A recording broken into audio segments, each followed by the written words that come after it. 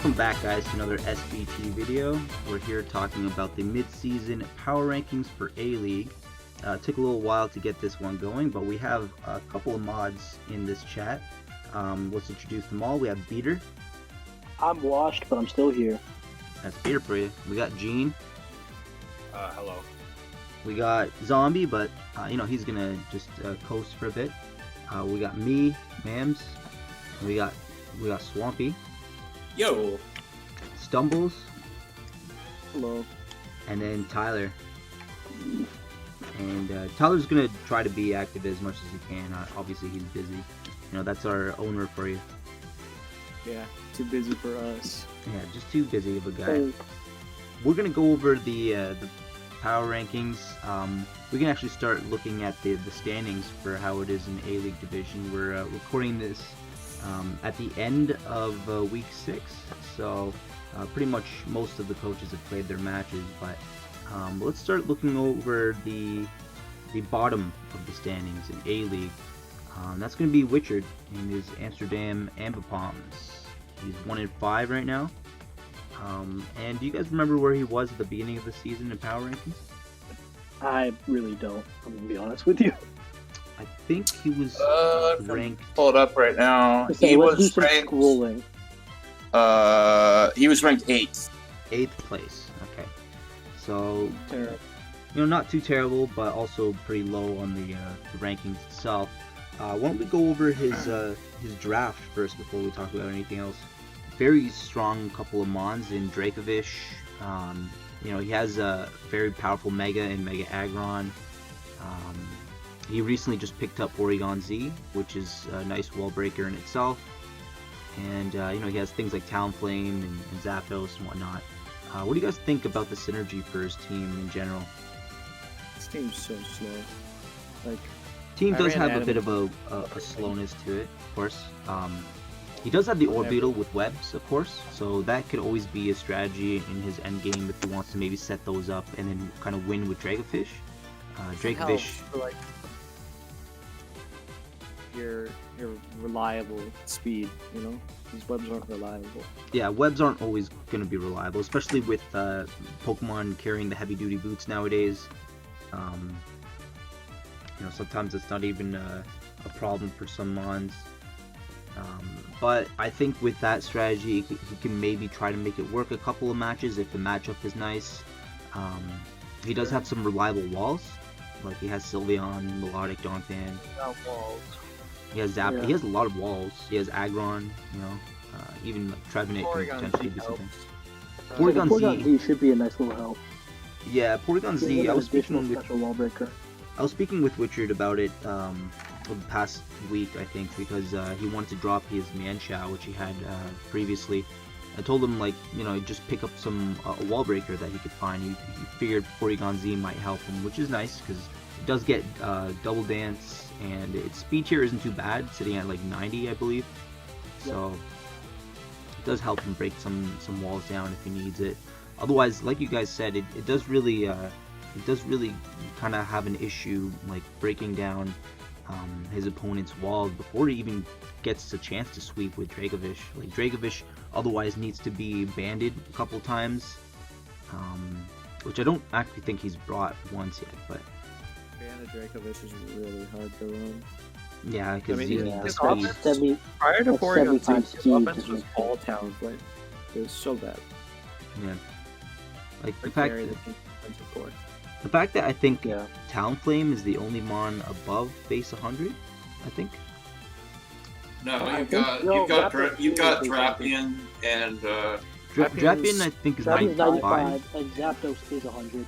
Yeah. And Zapdos. I thought Drapion's not. Oh yeah, Drapion isn't above base 100. Yeah. That's right. It's not.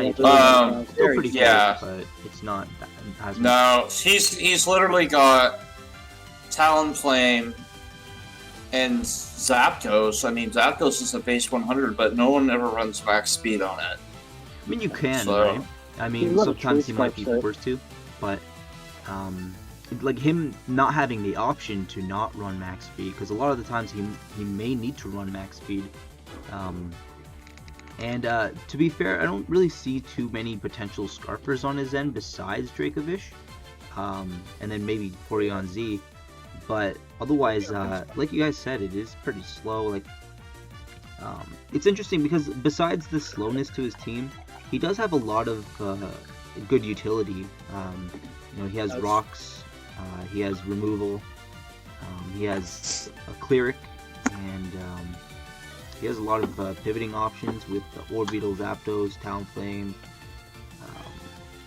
I think that's pretty much it. Feels like a prime example of having a lot of good individual pieces, but they don't all fit together. They don't have the synergy that goes well with them together. Like, I understand Donphan and Melodic, they're really good walls, but they're both weak to a certain type.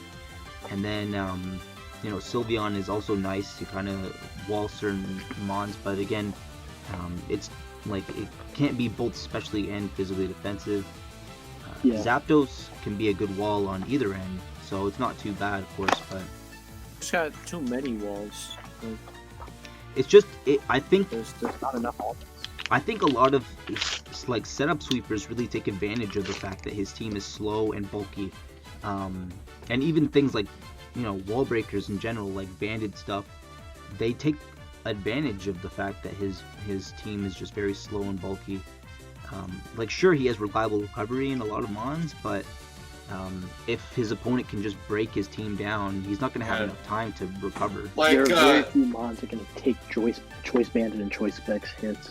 Yeah, exactly. Yeah.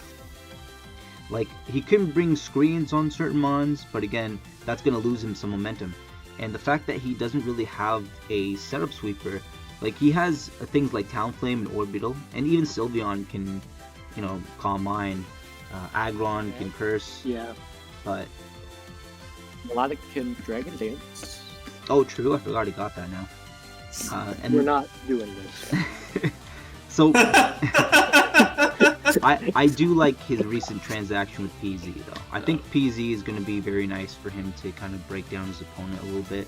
That's something that he was definitely missing throughout the season, and it showed with him being at the bottom of the rankings there. But I'm not too sure how the rest of his season is going to go. I think he still has like 5 more matches to go through. So if he can win out, he can potentially stay in A-League, but it might be a little bit difficult for him in this case. Especially with this being A-League and everyone trying to stay in the division itself.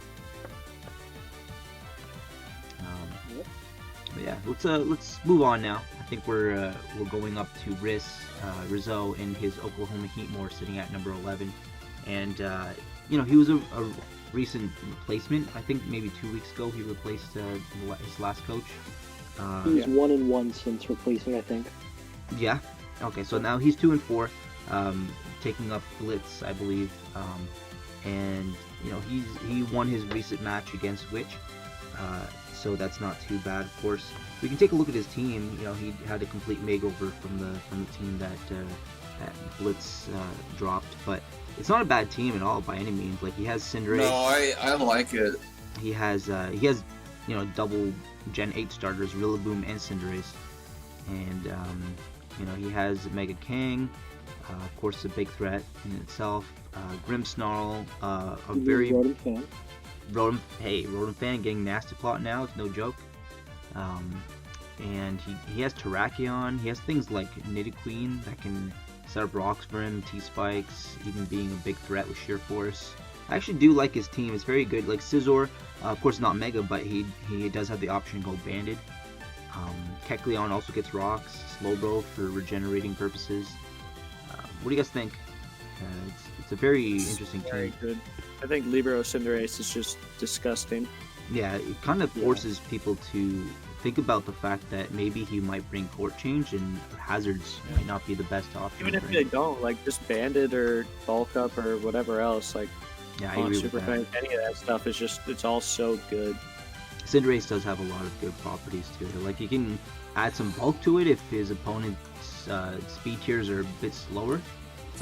And then he can just run Taunt and bulk up, like you said. And then Pyro Ball is really the only move you need to click after you get rid of your opponent's water type and dragon types and all that. But yeah, I think it's a decent team. I don't really see like a overall weakness to his team at all, especially with Rillaboom, with Grassy Surge. Like, he doesn't have the ground weakness that he does with Nidoqueen, Terrakion, and Cinderace. They all are weak to ground, but Rillaboom kind of covers that. It doesn't really have any massively inherent flaws. It's a good team. Yeah, So it'd be harsh to call this team slow, but it's not like So- exceedingly fast. Yeah. I'm looking at this team. The worst weakness I see is like he has three mons that are weak to ground. But I mean, Rillaboom that's, just that's covers really it. it. Rillaboom Yeah, covers And And it. he's got got the- 2 immunities right there. yeah. He's got Rotom-Fan, and I mean Slowbro eats EQs all day long, and yeah, Rillaboom. Yeah, so I mean that's not a big deal. Yeah. Grimmsnarl, I think it's very nice, but I don't know if it matches up too well on his team. I don't think Grimmsnarl's good. Grimmsnarl is decent. It has its merits, right? With Prankster, maybe T-Wave and all that. Maybe screens. A lot of people run it with screens. But I don't. Maybe he just doesn't really have the better dark that he wants left. That could be the case. I think it was already on the team when he picked it up. I'm not too sure, but Wanted to use Grimmsnarl because it's new. yeah, Yeah. wants to test out some new toys, right? And it fills out 2 typings that he didn't have. Yeah, exactly. He didn't have both of those typings, so Grimmsnarl isn't the worst pickup. Prankster is always nice to have, and I think he has a lot of good pivoting options. I'm actually enjoying seeing him use Teleport Slowbro now. The fact that he can, just take a hit and then basically baton pass out into another mon. He has some nice pivoting options again with Cinderace and Rotom and Rillaboom and Scizor. Yeah. So it's not a bad, it's not a bad squad, and it has some bulk to it, and I think it has the wall breaking capabilities with Cinderace and Terrakion. Even Kang, Mega Kang can always be a big threat. Doesn't have Seismic Toss, but even still, like, he can Wish Pass and Power Up Punch and all that. I can see this team making a turnaround to come back to the playoffs. Unfortunately, he has to face me this week, so Well, Here unfortunately, he goes. all of the A-League is a big threat, and he has to kind of get through most of it. But I think the first team that he had to face coming into it was who was it? It was. So are we talking about first week or first week he had joined? It was Tyler that he had to face when he came in, and he lost that match. No, it wasn't Tyler. Mishap. Wasn't it? It was He Juke. was scheduled for a reason. Yeah, he redid his match with Juke. Yeah, he had to face Juke first, and he lost that. Yep, it 4-0. was Juke and then Tyler. And then something like that. I don't know. And then unfortunately, he had to only play Tyler with 5 mons, which was kind of upsetting. But it wasn't the worst match in the world. He did have some advantages, but playing a match with only 5 mons is kind of like, he had to play it with 5 mons because he brought a mon that wasn't on his team, and he just he had to take You it just out. gotta- And move it. Yeah. I think Riss has definitely some hurdles this season. There's only 5 more weeks, but I think if he tries hard enough, he can probably make it in A-League or maybe even playoffs. It's a good team. The margin between being dropped off and being in the 6th spot is incredibly thin. So Yeah. I agree. We'll get to it when we pass that point, but like you said, there's a lot of coaches who are 2-4 or 2-3 right now. In any case, let's actually move up now that we're talking about it. Let's move to our number 10 spot, and our Hartford Whale Lords, which is Puckbud, sitting at 2-4.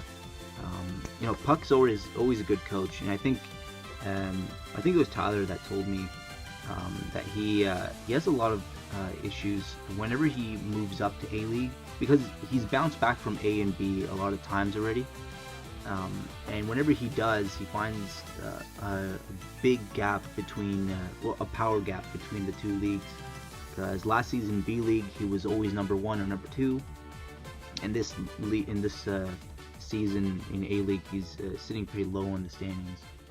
But again, not a bad coach. Of course, the teams that he's more likely to draft are teams that have a lot of pivoting options. No kidding. Yeah. So Yeah, just looking at his team, I can tell. so you can He's tell got already. he's got 3 U-turn Mons and a Volt Switch Mon. So, you can tell right from his draft. He has Landorus, he has Rotom, he has Incineroar, Passimian, Morpeko gets Volt Switch, Beedrill gets U-turn, Jirachi, Rubombi gets U-turn, 9 out of 11. Noivern. I say pivoting is very huge for his team. 9 out of 11 Mons get some form of pivoting. Yeah, Maybe Everything except Gengar and Roserade, I think. that's it. Yeah, I think that's the type of style he likes, though. I don't think he likes too bulky of a squad. He likes more. He can pivot in, get initiative, pivot out, and then kind of continue from there. What he doesn't realize from all that pivoting, though, is that if he did have some wall breakers on his team, he wouldn't need that many pivoting options. I think he actually does have wall breakers on his team, though. He just kind of likes to pivot around a lot more. Not great.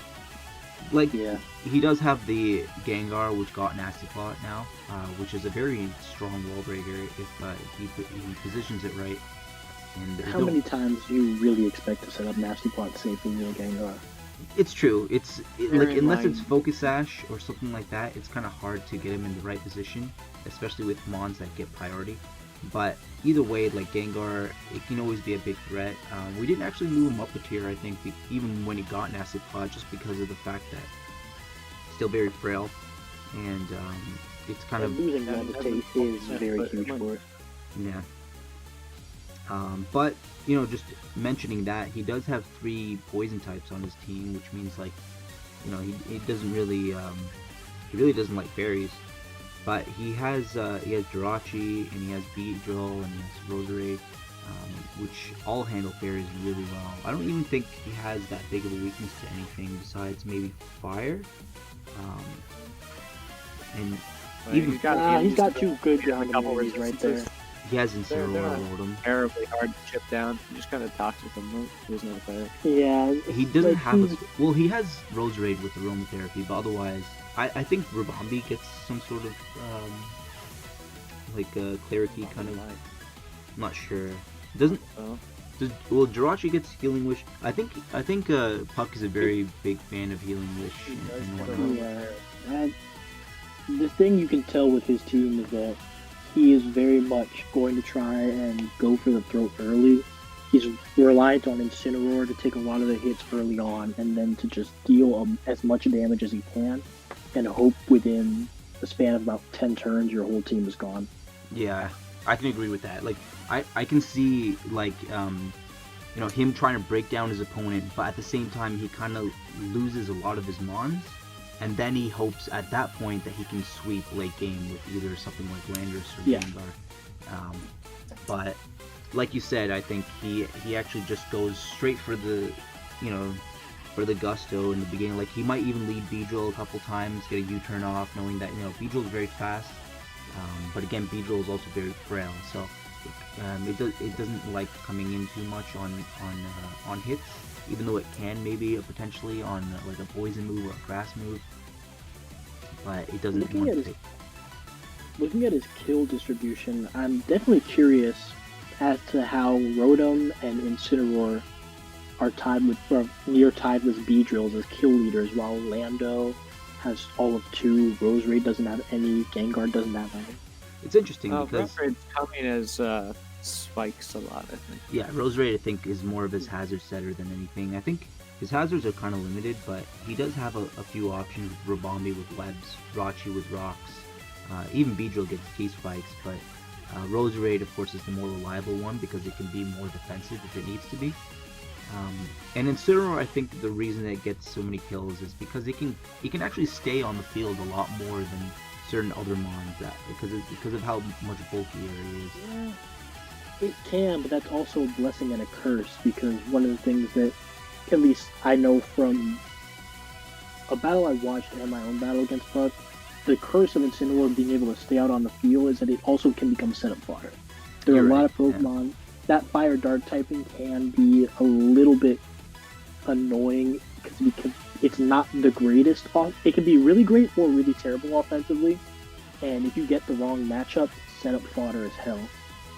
Yeah, I can agree with that. Yeah. It becomes also sometimes it can become a setup fodder for just hazards instead of just setup fodder for boosting moves. But Incineroar, of course, always just a nice pivot. Assault Vest or not, his Rotom Wash again. I really think that Puck enjoys using Rotom Wash. I think he's drafted it maybe 2 or 3 times in his SBT career, but there's not much else to say. Like, I think he's brought more Pekko like once or twice, and I've enjoyed seeing what he could do with that thing. I don't really know what else it can do, but I think Puck is also a very big fan of Defiant Mons, which is why he has Simeon. If Amon wants to defog, Very much is. yeah, if Amon wants to defog his hazards, he can always just bring in Simeon, gain that Defiant boost, and then trying to wreak havoc with that. Yeah, that's definitely a strategy he's used in the past. Of if he does carry a lot of Rocks Week's Pokemon, he'll try to make it so defogging risks Defiant. So he'll set up rocks and deal with rocks being on the field at the extent that he knows only he can remove them. Yeah, and it's a strategy that we've come to expect now. But I think in this season it hasn't really been working out for him too well. The Simeon in general is sometimes a hard mon to bring, especially when you have other options on your team like Landorus and Rotom and Incineroar. But it's a nice Scarfer, it's a nice banded mon. The fact that he has webs on his side can also kind of help him bring it some more. For the most part, I really only see Puck bringing maybe 4 or 5 of the same mons each week. That's kind of my thing with his squad. Maybe he does want to try out the rest of his team, but I don't really see him bringing Noivern too often. That could just be me, but he does definitely need a lot more wall breakers on his team, just in my opinion. Use the massive amount of pivoting instead of just pivoting into another pivot. Yeah, I mean, pivoting into a bulky pivot is another thing, but when you have to constantly pivot, you're always going to be taking chip. Like the choice banded Hoopa U every time for free? Yeah, you'd be getting somewhere. Sure. The only thing about that, A Rotom, and it's just pivoting out into another U-turn. the only thing about his pivoting though is that a lot of it is non-stab, and even the Rotom Wash, it's going to be defensive most of the time. So he does leave himself very vulnerable to weakness policies. I can agree with that, yeah. He could activate some sort of thing, and then his opponent can always bring setup, like you said. When he knows that he's just going to keep pivoting, if he brings sub or boosting moves on certain mons, yeah, you can pivot on them, but if they set up a +2 in speed, it's going to kind of be hard to fall back on your pivoting options, because you're now sitting in front of a mon that's outspeeds your entire team. But I think it's still an interesting strategy that Puck likes using, and who are we to say like it's a bad strategy, right? But yeah, I think honestly, Puck's a good coach, and it's still pretty much mid-season, so there's still some time for him to kind of reclaim some of his wins for the season, maybe even make playoffs at this range. But yeah, let's actually move up. You know what? Before we do, I kind of want to know where we had Puck on the power rankings in the initial draft. Number 4. We actually had him at 4th, so I guess we deemed his draft to be a little bit better than what it actually was, but I think for the most part it did have everything that it needs. I just think the performance-wise with the rest of the A-League meta probably didn't match up that well. Rarely, I think, is Beedrill going to have the best matchup, but it's still a nice fast mon to maybe sweep in the late game. Alright, so let's move up then. We have our number 9. It's actually our last season champion. We have Eagle Gene and the Pallet Town Pikachus sitting at 2 and 4. It's kind of hard to see that our last season champion hasn't been having the best season, but I'm sure there's IRL reasons for that. He had the first overall pick and he went for Dragapult, which has been doing amazingly for him this season. But let's actually take a look at his draft. I believe he was actually, again, our 12th place in the power rankings in the initial draft. I don't want to talk about that Dragapult. Me neither, man. Me neither. I don't want to talk about it. Just seeing that battle never happened. Dragon Dance, Weakness Policy, not a bad set. But I'm annoyed. maybe let's look at the rest of his draft then. I think what Eagle tried to do was build an entire draft around Dragapult because his team for the most part looks very bulky. Like Reuniclus, Vaporeon, Vikavolt, Piloswine, Kamala, Amoonguss, Persian can be bulky. I think he definitely had a strategy going into this draft, and he wanted to draft around either Mawile or Dragapult winning in the late game. And it looks like Vikavolt has been getting him a lot of kills as well. But again, he knows that with a bulky team comes a lot of the threat of setup mons against him, and that's probably why he has the Ditto there. But I do like that his signatures to Raptor is on the squad as well. Yeah, of course. Yeah. What do you think, though? I honestly don't see too many weaknesses on his team. Maybe some fire weakness. He does have that Vaporeon and the Dragapult. But otherwise, a solid team. Maybe not the best for him this season. Maybe it just hasn't been working too well.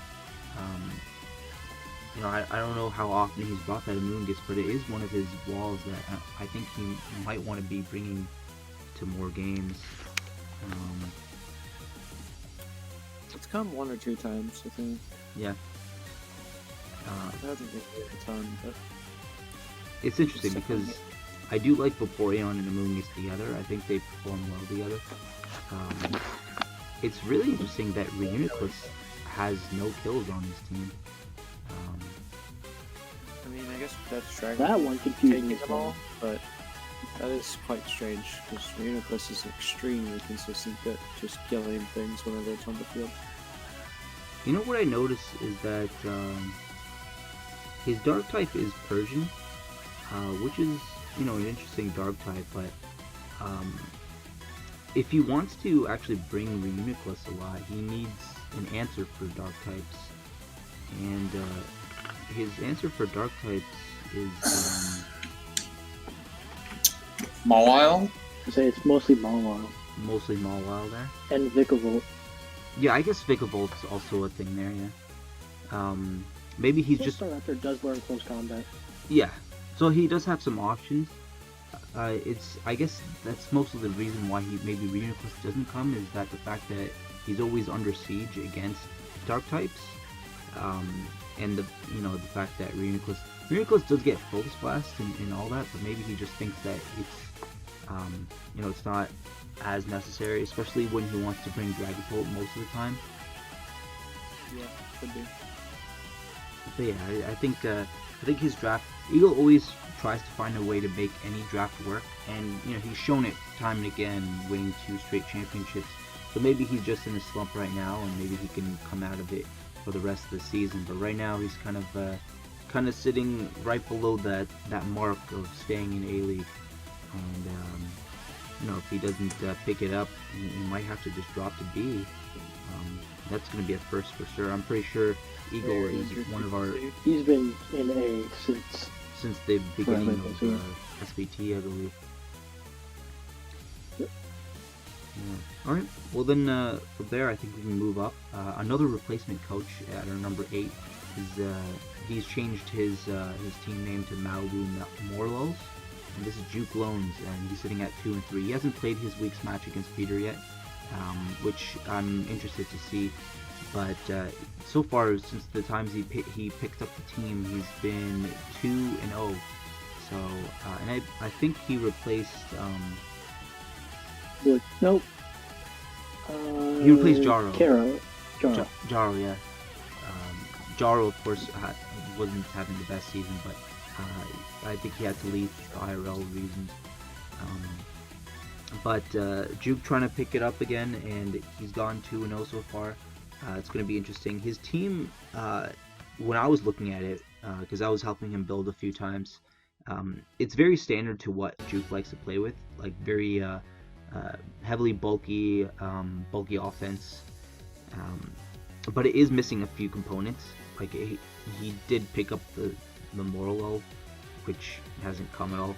But otherwise, he has Celesteela and he has Buzzwole. I think he has three. Yeah, he has 3 Ultra Beasts with Nihilego, and he has some very reliable walls. He has things like Umbreon and Porygon 2 and Gastrodon. So I think it's an interesting team for sure. What do you guys think?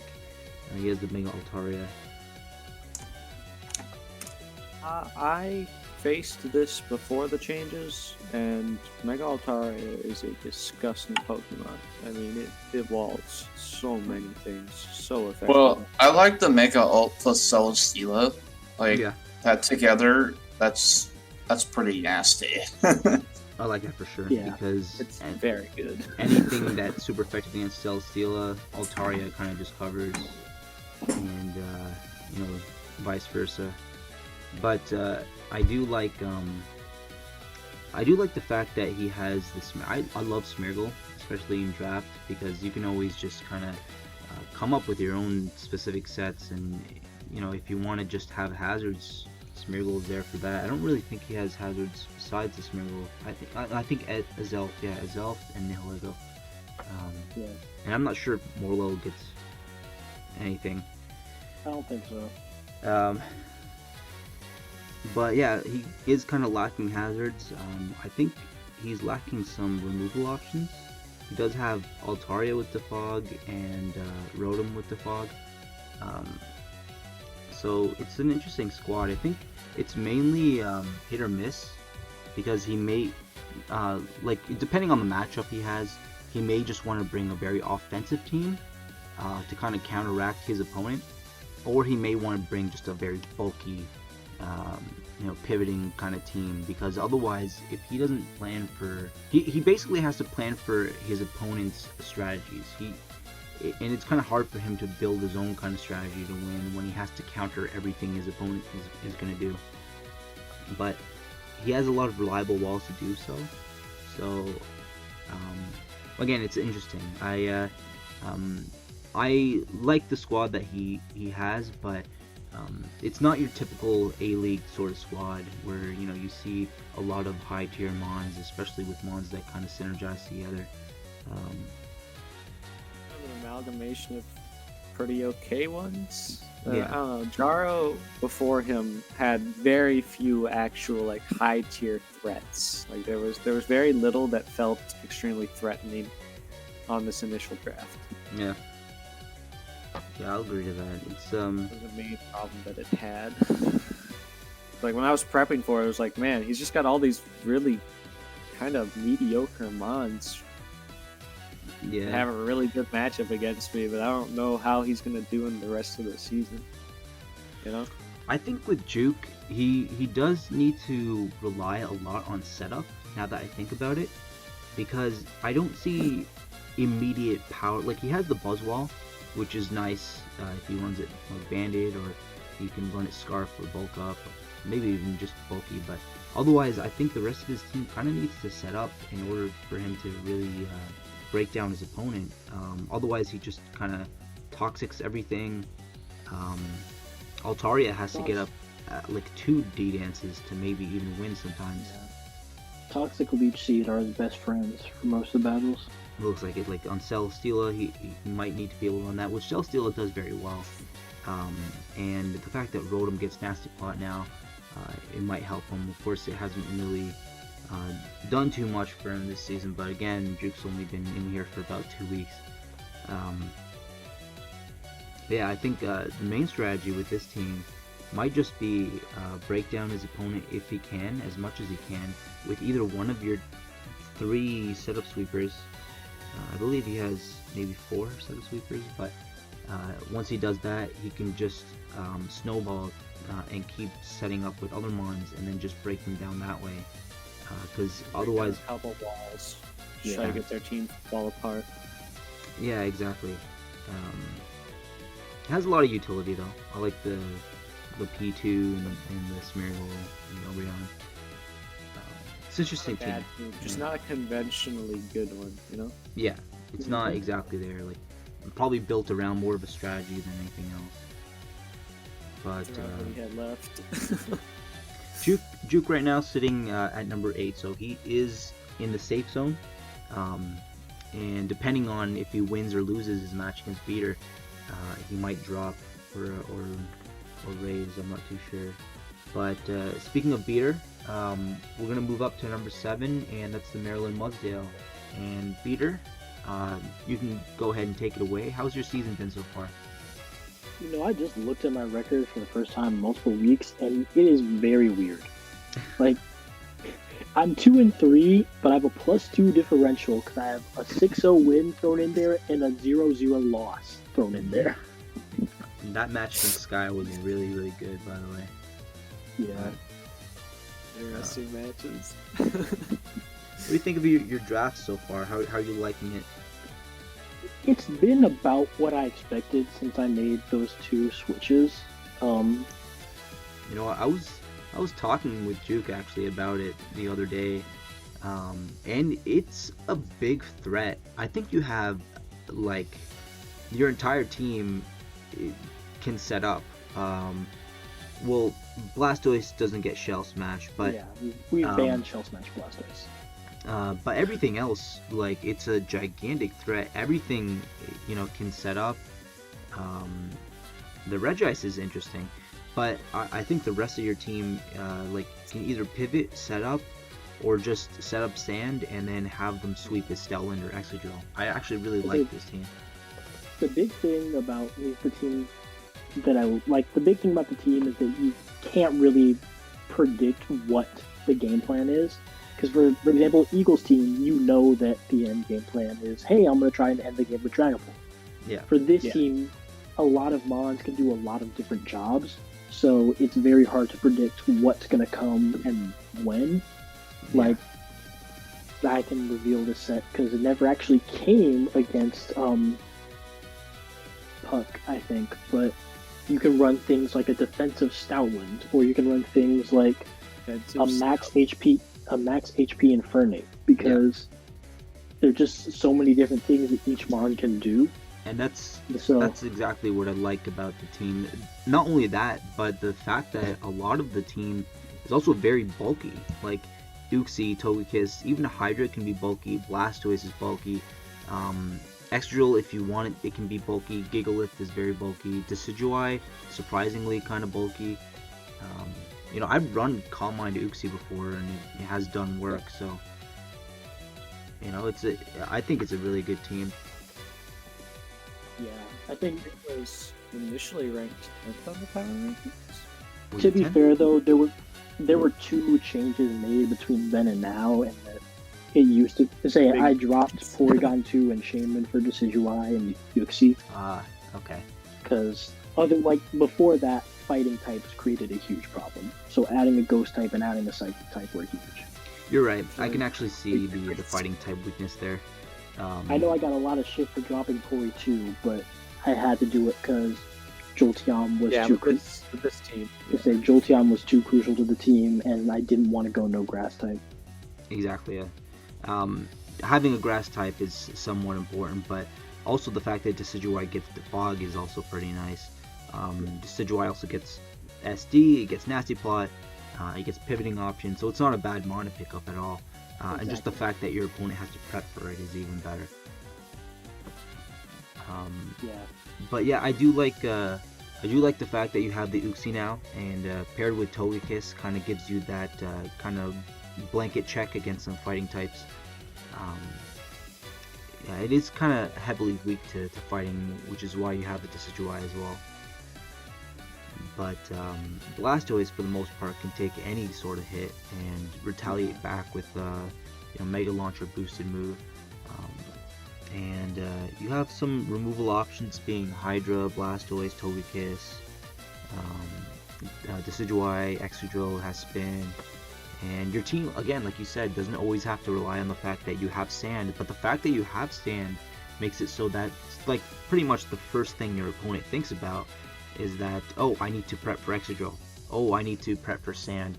But if you don't end up bringing it, if you end up bringing another set of Sweeper or Cleaner in like Dragon Dance or Nasty Plot Hydreigon, then their entire strategy gets fucked over because they now have a gigantic threat in front of them that they didn't prep for. Exactly. So, I'm really curious about that Regice, by the way. I know you haven't really brought it yet, but it looks pretty scary on your squad. I'm just waiting for that weakness policy, rock polish Regice. Regice is one of those mons I've used before successfully in other leagues, so I haven't found a good time to bring it, but when I do bring it, I do feel comfortable using it, so. Yeah. There aren't many good times to bring it. That is very true. 5, right? I mean, it's not supposed to. Yeah. I've had to do my fair share in the past of fitting in on the teams, so. Yeah. Does Regice get freeze dry now? I don't know exactly. I don't think so, but a lot of times it doesn't need it because I think it also gets Thunderbolt. It gets T-Bolt, so I guess it's not the most necessary, but freeze dry of course is. For the occasional water ground type, it's annoying, but yeah. Well, that's a pretty good looking squad, and you're sitting pretty high up so far. Still in the safe zone. So if you can keep going, obviously, the coach above you actually has a really bad differential. I just noticed. But if you take the win against Juke, you might actually be able to move up into playoff contention. Mm-hmm. So, and I believe you guys are playing in a couple of days, if I'm not mistaken. Yeah, we're set for not tomorrow, but the day after. Okay, so that's gonna be a good one. All right, but with that, I guess we can actually move up now to Skyquake and his Lancaster Landers, who is sitting at an interesting 3-3, but a -8 differential. So, I'm curious because I've seen a couple of his matches, but I don't know exactly what brought him to such a low differential. Especially one part was the 0-0 win that was. Yeah, that is true. He actually took that win even though it was a 0-0. But I can't remember exactly how it turned out to be a 0-0. I think it was Wakanberry, or sorry, Okaberry kept his Corviknight alive from a Flare Blitz, and then Bravebird Recoil. Bravebird Recoil killed it and Infernape. That's kind of funny. So Recoil took him down, and then took you down, and then it just ended up being a 0-0 differential. Yeah. Alright, well, Sky is actually very notorious for having these really interesting drafts. I believe, normally he's ranked pretty high up in the power rankings, but this time he was ranked 5th, I believe. That's right. Sorry? Oh, the Weavile? Yeah. Tier 1 Weavile, which is very interesting. The fact that he has Mega Gallade, though, Mega Gallade has kind of risen to fame in draft recently. Like, it's so good. It's gotten a lot of popularity, and obviously that's just for it. It gets a lot of setup. It gets Wish. It gets some priority, and it's very fast. Sitting at one. I think the 110 speed actually makes it very threatening. Very threatening. Yeah. And speaking of threatening, I think the rest of his team is actually just incredibly fast and strong. He has Weavile, he has he has Garchomp. Actually, I don't think I should say that his team is very fast, but he does have like Typhlosion sitting at 100, Excelgor, I think that's 145. Yeah. And then I don't know. His team looks pretty fast on paper. He's got Weavile, Heliolisk, Gallade, Shaman, Garchomp, Excelgor. Even his bulkier mons are actually pretty speedy. Like Suicune is sitting at 85, Florges sitting at 75, Corviknight I believe is 73. Something like that. And either 73 or 68, one of the two. I think it's in the 70s. I'm not too. Yeah. familiar with Corviknight's stats just yet. It's No, you're 67. right. It's 67. Yeah. So not as fast, but Shaman, of course, base hundreds all around. So it's a very, very interesting team. The Haunter, I don't know exactly if he needs it or has used it yet, but he has a lot of pivoting options with Corviknight and Fortress. To be fair, I think I've only noticed that Corviknight and Fortress are his only kind of pivots. I mean, he has the Suicune as well, actually. Suicune's kind of one, but you don't really want to sack Extreme or Suicune. Yeah. True. So the rest of his team looks very, very offensive. I think he actually just picked up Shaman. I'm not too positive on that, but I think he did Given that it 2 hasn't come weeks yet. ago. yeah, you're right. He picked it up. He dropped Appleton for it, and that was That's week 5. Yeah. So it's not a bad team though. It's a very hit and run kind of team in my opinion. Weavile kind of there to just knock off. Suicune can set up, of course. It's always a big nuisance. Corviknight can set up and you turn out. Florges can set up as well, but mostly for just wish passing and gets the fog as well. I mean, he never drafts poorly, and he never plays. See, poorly. I like his But, team. The only mons I don't like on his team is the Haunter and the Typhlosion. Hunter is an okay tier. five. Hunter can be okay in certain matchups. I'm not gonna Yeah, lie. Like I think for the value, you Typhlosion, have to take those. yeah, Yeah, Typhlosion's kind of mediocre. I don't know. It might come eventually. And like, if Typhlosion. you can Like- bring your tier 5 Like to if I was gonna draft a tier 5, what other fire types are even in tier 5 for? Exactly. I just see Rapidash. Like and Squirtle. Rapidash is Torkoal tier 5? No, I'm assuming. No, because I No. think we gave it to Sun. Yeah. I mean, I understand. Terminator. I understand why he has the Typhlosion. Like, with Flash Fire, it kind of pairs nicely with Corviknight in a way. But he already has the Suicune, so it's not like the biggest option or the biggest nuisance to have something like that. He has the Garchomp as well, which also resists fire. But he might Run that powerful Macargo. I mean, Macargo is also a thing, but I think We don't talk about that mon. not in this. That mon doesn't exist in this realm. I think with Typhlosion being there, it gives him a kind of fast potential Scarfer that he can maybe kind of use to break down his opponent's steel types or grass types. But otherwise, in my opinion, he has a lot of options for that already. So, like Gallade pretty much can just win in the right matchup if he positions it right. And I don't know, he hasn't really brought it yet, so I'm just interested to see if he wants it. He still has another transaction he might want to use, and I'm just curious why Corviknight hasn't been doing too well for him this season. Maybe he's been quite consistent in other. He's had to Wow, maybe its single kill was against me. yeah.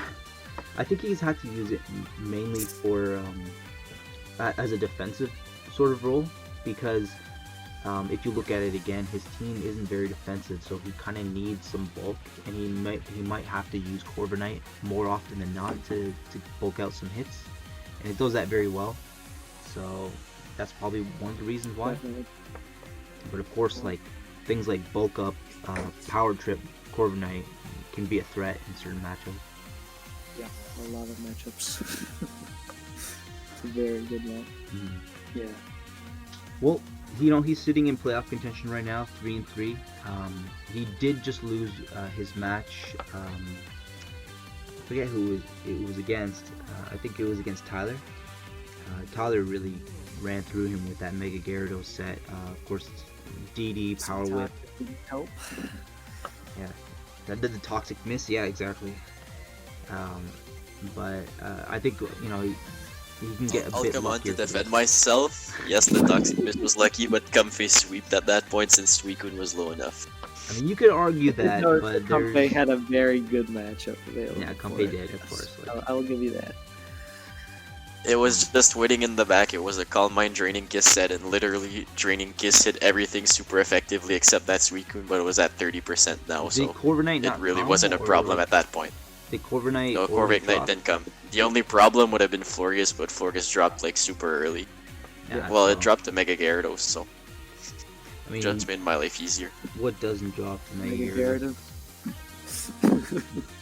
Alright, I had a lot of answers still in the back, but like it just made my life super easy that he missed the Toxic, and Mega The Gyarados fact just that ran he through set it everything. up real nicely for you. I think Gyarados would have gotten a couple kills even if he was toxic, and at that point, like you said, Comfey probably just swept at that. It would have gotten at least 1 or 2, but Comfy still cleaned Yeah. in the back afterwards, so. Game, but I think Tyler still came out on top. Well, He literally had no answer for sure. Comfy, so.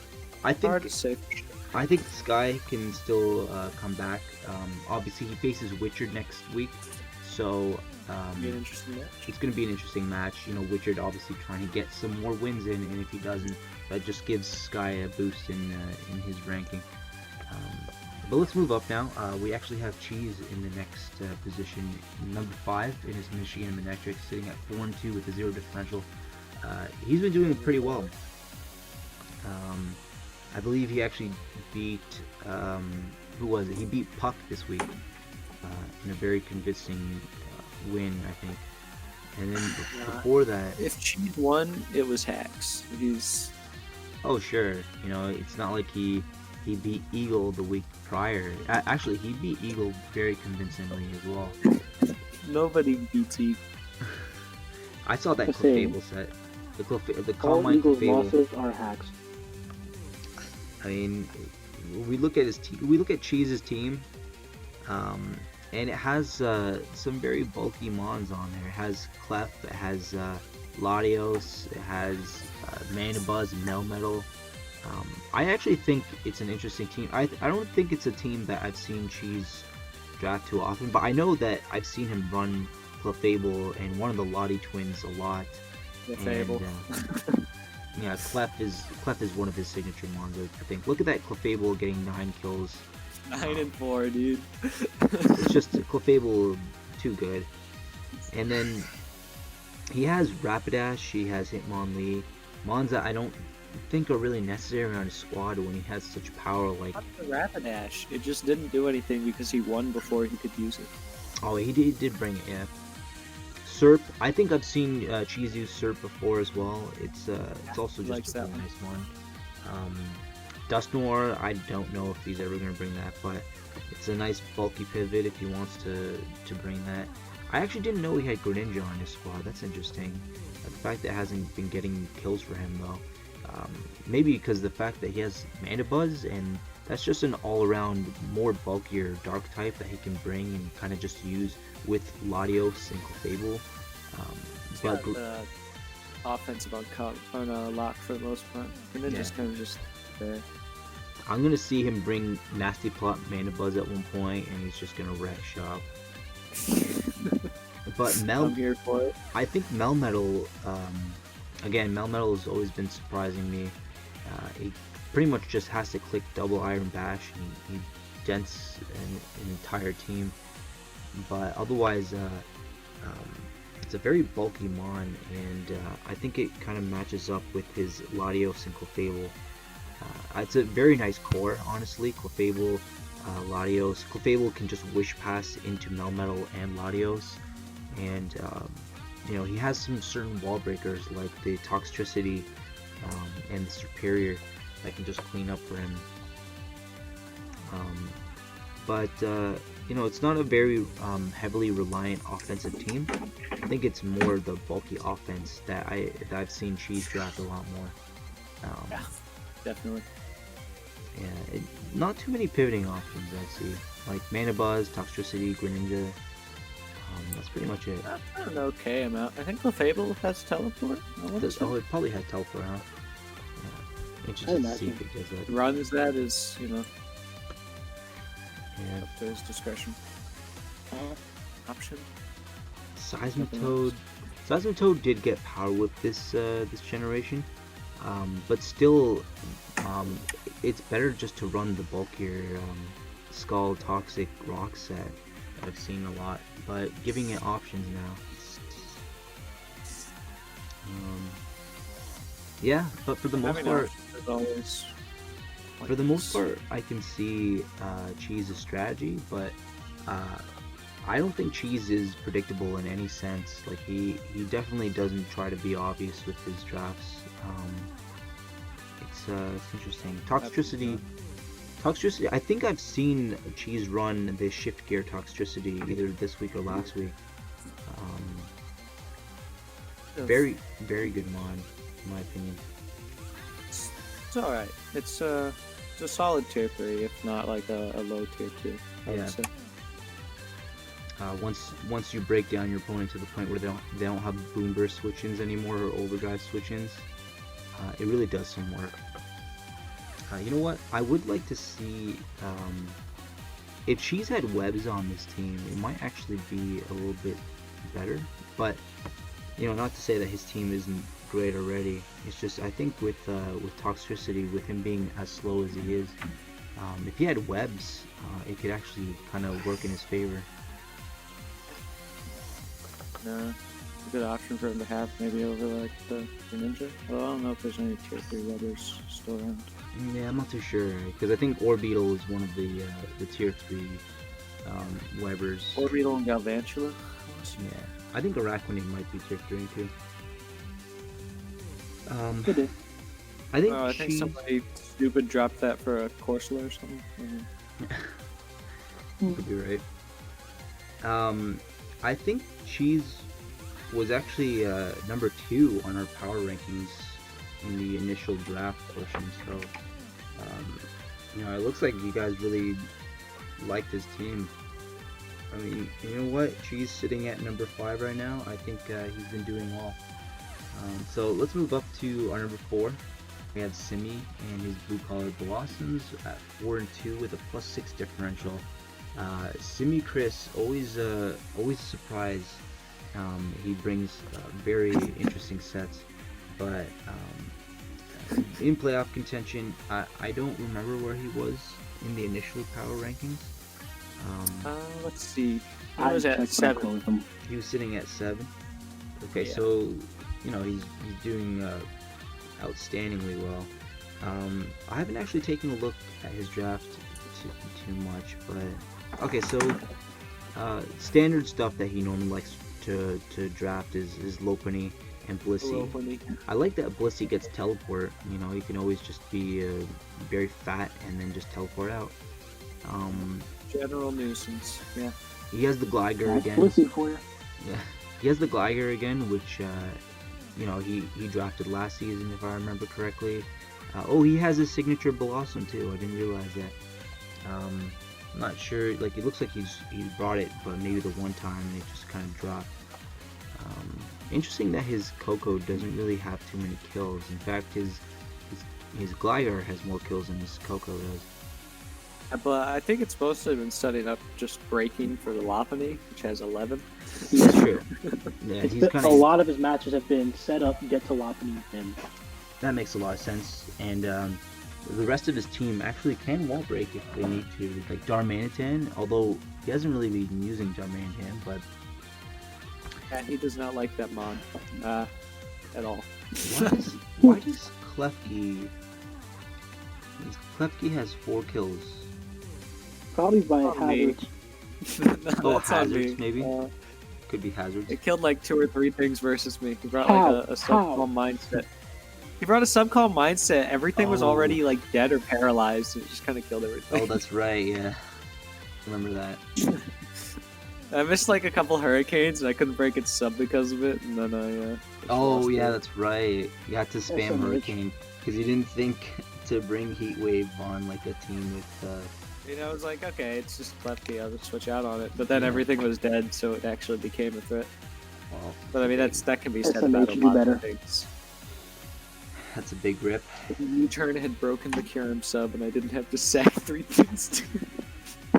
You know, for the most part, I like Simi's drafts. They have some bulk to it. They have some utility. They have some offense.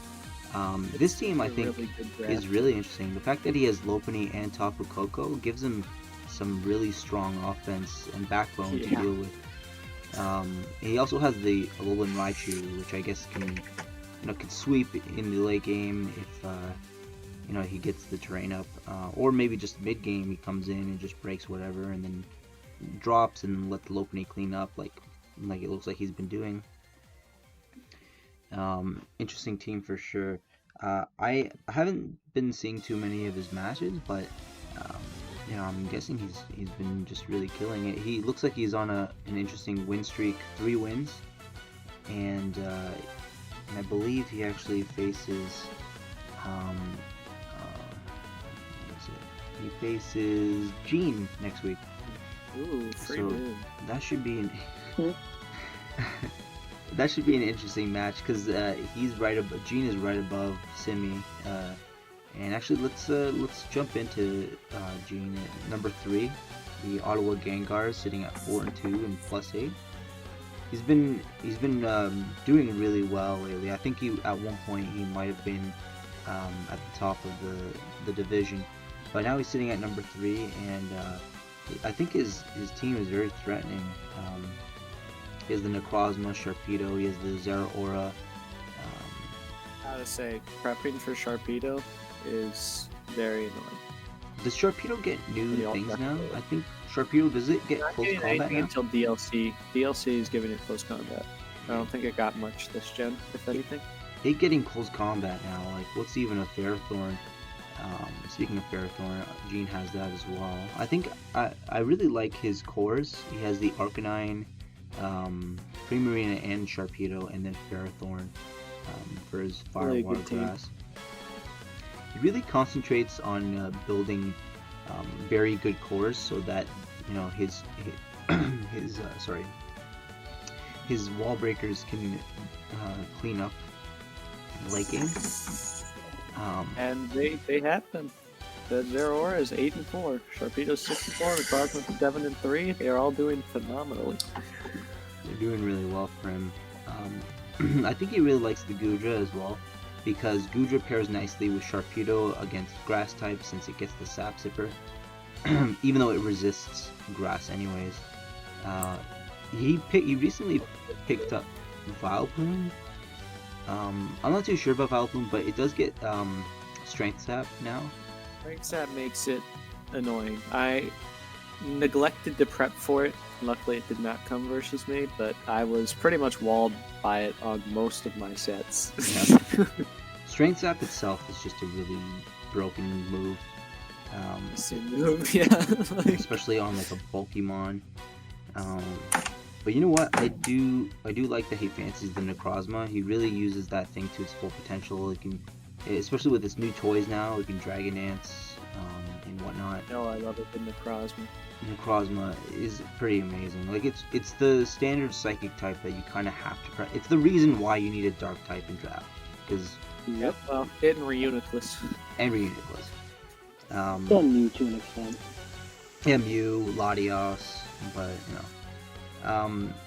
I like that he has webs with his team as well. Sometimes it doesn't really look like he needs it, especially with Sharpedo having speed boost and Zeraora being as fast as he is.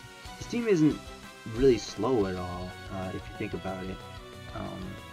He does have certain walls that are kind of slow, but they don't need to be fast at all. Like, he has the Goodra, the Vileplume, and the Ferrothorn, all things that can just kind of be a nuisance for his opponent. And he has the removal options that he needs with Gliscor, Articuno. Actually, I think that's it. I'm not sure if he has any other removal options. But his team, for the most part, isn't weak to hazards. Because he has Vileplume to kind of soak up any toxic spikes. Boots are right there. They help out so much. Heavy duty boots, always good. On Arcanine even. But it kind of just means he can't run leftovers. It's a worthy trade. Depending on the matchup, if you don't want to bring default on Gliscor, then yeah, you can just run Boots on your. Yeah, you're right. And not really feel too bad about it. For the most part, I don't know about Boots Masquerade. Yeah, I'll just bring Max Attack Adamant Gliscor and not kill him freaking Keldeo at +2. There's Gene. You got something you want to say, Gene? Is something happened recently? Bad bat. Not a bad matchup. His match against Stumbles, for the first turn, you never expect Tornadus to kind of stay in on a Zero Aura, but hey. Yeah, Stumbles make bad plays, but they work. I don't know. Sometimes Hey, it is works. it a bad play if it worked? Exactly. That's a good point. But yeah, like you guys said with my team, I like it. There's a good bulk backed up with the offensive pressure. It's not a team that I usually draft. Mams knows this. He knows this. Yeah, it's I usually draft more hyper offensive, but this team has been really working for me. it's kind of a mix of hyper offense as well as like setup and then very bulky. I've never really seen you to be more of a bulky kind of team, but This team wins easily when the opponent forgets Scarf on G Darm, so that's Yeah, it's a good actually, team. that's quite well then. Yeah. yeah, that's who was that? Was that Tyler? Yeah. But yeah, still a very good. Gene, since you're on, do you want to talk about how your season's been going so far? Oh, you guys been explaining it pretty much. Yeah. Got one sweep in with Crozma. Got one sweep in with, well, not sweep, but good breaks with Zero Aura. Yeah. Torpedo kills. That's pretty much all I need. I need my breakers to get kills and my walls to wall shit. Exactly. Been doing that. That's how they work. Yeah, it's been doing that so far. So Very good. Yeah. yeah, tough matchup versus Simi coming up, so it should be fun. That's gonna be a good one. Like Stumbles always says, kill his mons before your mons die. Yeah, I'll try. That's- Easy, That's dude. the The game secret. becomes so easy. It's That's- very easy, especially when In fact, the the game opposing becomes coach over. forgets choice scarf on the G guy. That's just the secret to winning. Is just you kill their stuff. Really or- stupid to forget your Yeah, choice yeah. card on your Darman. I mean, pretty bad. Okay, well, since we Alright. since we're talking about Tyler so Alright. much, let's move up to him anyways. He's sitting at number 2, sitting at a 4-2 record with a +12 differential. That's a mistake. Tyler, he kind of just muted himself right now, but at some point, if he wants to come back and talk about his For that, he doesn't. season, let's look over his squad really quickly. He's been doing really well. Obviously, he's sitting at. I'm just gonna come back to say that Gene is bad. Oh yeah. Yeah, I concur. Okay, well, who won? Oh. Whoa. Who's second and who's third? Hey, who won? It's not my fault you don't double check your sets before battling. Don't blame me. All right. Well, Tyler looks like he's facing Beater. It's this week, but Beater still has to face Juke. That's going to be an interesting match. But I do like the fact that Tyler has been killing it with his Mega Gyarados. It's sitting at 12 kills right now, and that thing, now that it has Power Whip, honestly, just a gigantic threat, especially with nuisances like out of the way, like Melodic, and things that can wall it. Like, I mean, Toxapex could never wall it. I actually don't think Toxapex was even drafted in A-League, I but don't think so. but there's not too much after Gyarados kind of sets up, so this isn't even counting the rest of Tyler's squad, which has, like we said, the Galarian Darmanitan, which sometimes doesn't come scarfed, and then he has the Latios and Cobalion, some really fast mons, and Araquanid with webs, and Araquanid's a threat in itself too. And Thundy Eye, of course. Beater this week, just make sure you don't miss Toxic when you win. I cannot promise that. That's all you have to do. So, I mean, obviously, there's not too many ways to, but I mean, obviously, Comfey is there and Whimsicott to be a cleric to Tyler's squad. I'd like to see him use the Salazzle a bit more. I think the Salazzle is a very nice kind of annoying mon for his opponent, especially with Toxic Stall. So Volley looks like he's been doing well for him as well. I'm not too sure on the Claydol. it is a nice ground type, and I think he probably needed the spin, but you know, he already has psychic type in Latios, and he gets defog anyways. But I'm not too sure. Like, maybe he has some plans for it. Otherwise, you know, the rest of his team, it's kind of hard to predict sometimes what he wants to bring, and that's exactly what I like about his team. There, he has a lot of pivoting options with Compe, Whimsicott, Thunderous, Latios is Galarian, Darmanitan, and Savali. Yeah, some really good mons on. Claydol is not gonna stay on the squad past this week. Okay, well that answers Why that. not? I had Terrakion and I just traded it to Risso for Latios, so Claydol So is what I'm kind of hearing useless is now. Claydol's coming against me. Big Hmm. mistake. Latias sucks. Drakion does not. Well, I mean, facts. Fact, Claydol is a better psychic type than Latios. Oh damn. Alright, Talking I mean, smack about Latias now. Just because it's tier 2 doesn't mean you can talk smack about it. Latias, but I really don't like Claydol. Claydol, it's interesting, but honestly, there's way more better options. So For being a defensive Pokemon, Ground Psychic is truly a terrible typing. the fact that it gets Levitate as its ability as well is something that's kind of unnecessary, in my opinion. Yeah. It doesn't. I mean, it's helpful. It's not like it resists ground, right? Yeah, that is true. It's just bad. And just looking at his overall squad, I mean, I don't think he has too many weaknesses. Not any glaring ones, other than like the Galarian one. The Galarian one. Fuck the stupid Ice Gorilla. It's so bad. That's kind of why we had it at tier 1 though, right? I mean, not too sure what else Sure, switches into okay. that thing.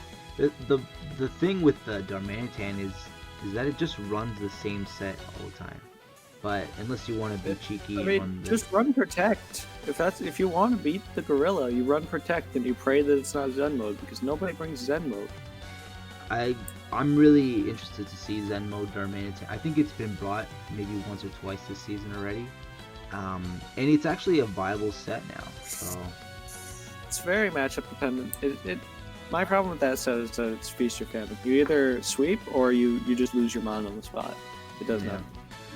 Exactly. You know, Belly Drum is also another option on it, but it's just it's kind of tough to get it going, especially when you know the other option of scarfing it and running U-turn on it. It's just a lot more appealing, especially with Yeah, it's so much more consistent. when you want to clean or if you want to break, run Choice Bandit or something like that. But you know, it's only gotten Tyler's 4 kills so far. I think Tyler's more interested in having his Gyarados win for him most of the time. Yeah, So that it has been. I like the squad. It's not slow. It's not by any means slow, and it has webs. So you know, I would like to see. Does he have rock? He has Cobalion for rocks and Claydol for rocks. Valley on the rocks. Yeah. I mean, to be fair, I don't know how valuable rocks are in draft are anymore, but it's still very valuable to have hazards. Obviously, it doesn't look like Tyler's been needing them too much. I have them available too. I've got a lot of hazard removal, so like, since most of my mana are defoggers anyways, and I have one spinner which I never bring, it's Yeah. not really worth putting up hazards since I'm gonna defog them You're gonna anyways defog because them they're anyway. good against my team. So Yeah. True. And the thing is, like, Gyarados before Mega is weak to rocks, so you can't even really run heavy duty boots. But it's nice that you can just defog them away. It sucks yeah, that you I've got a lot of defoggers and prankster mons, which is really nice, and I Yeah. love about my. It's a very nice squad. I like the Silvally on there. Again, if you need a certain typing, you can just change it and have it run. It has a lot of coverage. I think it got some new stuff this generation. But, you know, It's a really good Multi-attack, card as well. the multi-attack buff is just really It's nice for it, crucial. especially at tier 4. What's the buff they gave it? It's up to 120 base base power. Oh, That's, Okay. that's way too busted. We Is it- fucked up the tier. Is It's it a tier still 100% accurate? I think so. three. No drawbacks. That's insane. But that makes it a good tier 4. Obviously, it might get bumped at some point, but really good value pick. Absolutely. All right, so with that, I think we're gonna end the standings. I don't think we need any. We don't need to talk about any more coaches. Stumbles is sitting at number 1, and that's all we really have to say about that. Unless Stumbles that you actually have stuff to talk about. +7 differential, bad About coach. covers it. I'm the best to ever do it. +7 differential, bad coach. Look here, dude. I have to sack mods to get back in Victini. All I want to say is in 6 matches, Mega Venusaur died 6 times. Got 5 kills. Wait, what? Oh yeah, that's true. Mega Venusaur is the only mon to get KO'd in every single of Stumbles' match. That's interesting. But You never expect I won 5 of Venusaur. them. You He's never the expect martyr. Venusaur to be like. I think he's the only. I think it might be the only Pokemon with 6 kills. Or sorry, with 6 deaths. Pretty sure it is, but like, Yeah, I think so. I don't know, 'cause it's gonna been- keep coming, keep dying. Yes, throughout Okay. the league, it is the only thing to die 6 Now- times. Now you know that. 5-1. Now you know that Mega Venusaur is pretty much gonna come every single match. And it's gonna die. I mean, dang. Now they're gonna prep for my Venusaur. So I want to see this Volbeat at some This point. would be a real Stumbles. shame. I mean, it's not like before that they were gonna not prep for Venusaur. You always have to You prep know, for they might Venusaur, have. especially if they don't have a Tornadus to use because you have it. Teeny, because I have it. That'd be a damn shame, huh? I really like the fact that you have the Obscune as well. I'm always really curious how well that thing does in draft, and the fact that you're using it kind of gives me some hope that it's actually pretty good. I don't know. We're sitting at tier 4 with the Obscune, and It's a tier 3. It's an easy It's a tier solid 3. tier 3. I think it's like a mid tier 3, maybe even like a low tier 3. Yeah, it gets it's a things mid-low like tier 3. it guts, parting I'll shot, put it and in all tier that stuff. I think it's a really good mon. I think at one point, Stumble, did you bring it banded? No, I brought it scarfed versus Scarfed, Sonic with okay. Reckless double edge. Yeah, I saw that, and I was really interested in that because it does get reckless and double edge, and it's stab, and so it does a lot of damage. Yeah, it's like a mini Staraptor. But I mean, it has guts, which I think is ultimately just the better set, honestly, because it it gets It's the the boost main and all set. that sucks. But The other sets are niche but runnable. Yeah. I think honestly, for the most part, your team is very solid. You have things like Victini and Raikou, Tornadus, the best mon in draft, anyways. Keldeo is there, and surprisingly, Keldeo's your kill leader right now. I'm interested to see you ever bringing Volbeat, Aromatisse, or Rotom.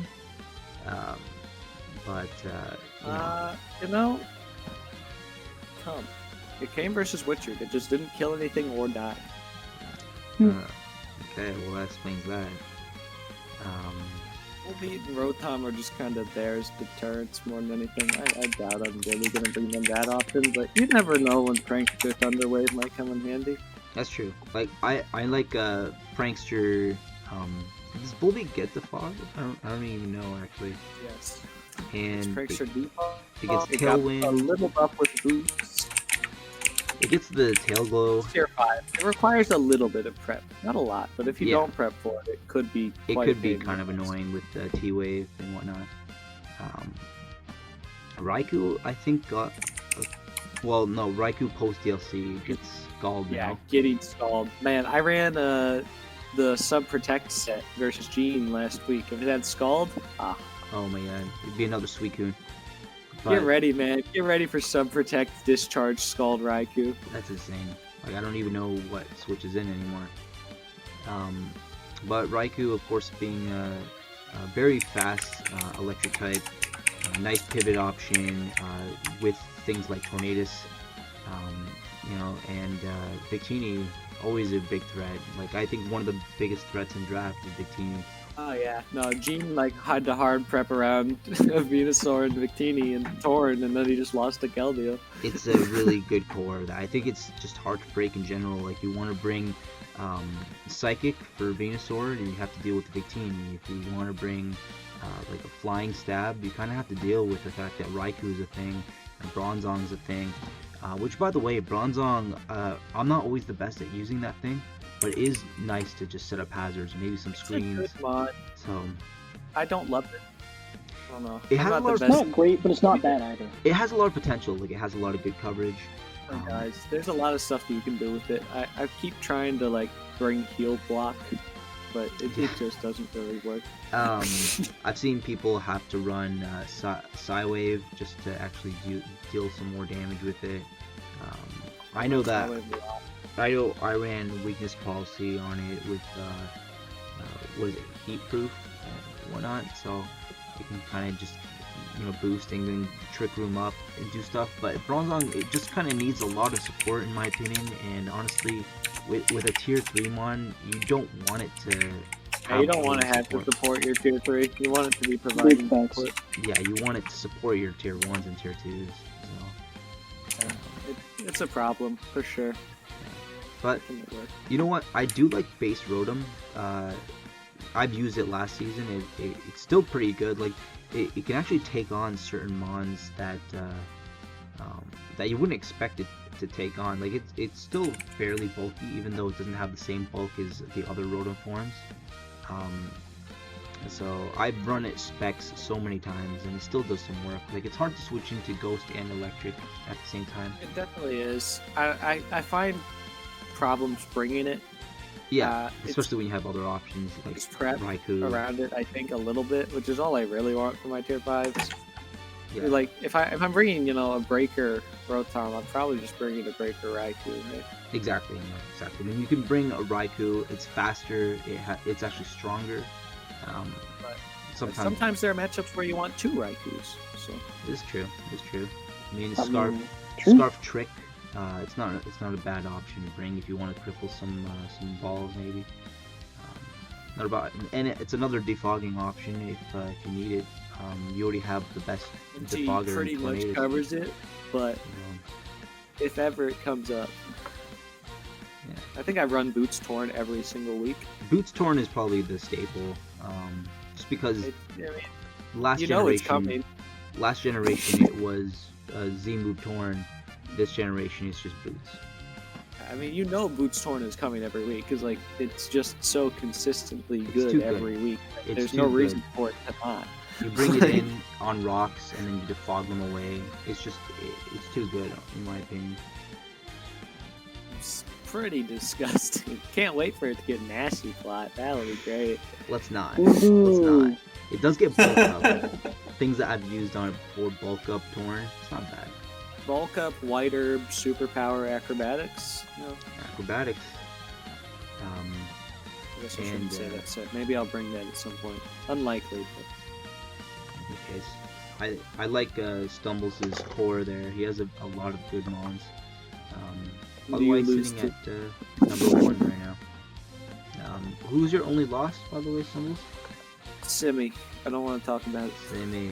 Eagle? No, I kicked Eagle's ass. I lost. No, he lost against Simi. He lost. Simi, yeah. But I think I remember that battle. Simi's one of those unpredictable coaches. U-turn didn't break the Kyurem sub, and freeze dry Kyurem killed 3 things. The fact that Kyurem gets freeze dry now is just insane. But I think actually you and Simi were in the C League division together when you guys first came in. They made out the gutter. Yeah, you guys both came out. Same with Skyquake. I love A-League for that shit fact. Season. Anyways, that's gonna be the A-League division, guys. We looked over all the coaches there, the standings, and a lot of coaches. No one's still out of the playoffs just yet. There's just a lot of coaches that are on some losing streaks. And of course, if they continue their season, perhaps if they pick up some new mons, they could probably make it up to the playoff contention. But otherwise, it's looking pretty in favor of the top 5 people right now with their records. I'm going in. Yeah, it's Someone beat That's Stumbles not what we for me, said. so Don't worry, I got you. not happening. okay. Stumbles, you won't click spikes 4 times again. You won't. Oh, don't do it. Right, I don't have anything that learns it, bitch. Okay. All right, guys. That's gonna be it for this video. Thanks again for watching our continuous mid-season power rankings and just us discussing some stupid shit. But Pretty much. hopefully, if these videos get enough support, maybe we can make a video on playoffs coming up in the next couple of weeks. Otherwise, we're just gonna leave it at that. Let's just all sign out. Your friendly reminder that $1 will get you a dead Mega Gyarados, and if you send 5, we'll send you a dead Thunderwire too. Good luck with that, dude. I like it. Rip. Alright, guys. Take it easy.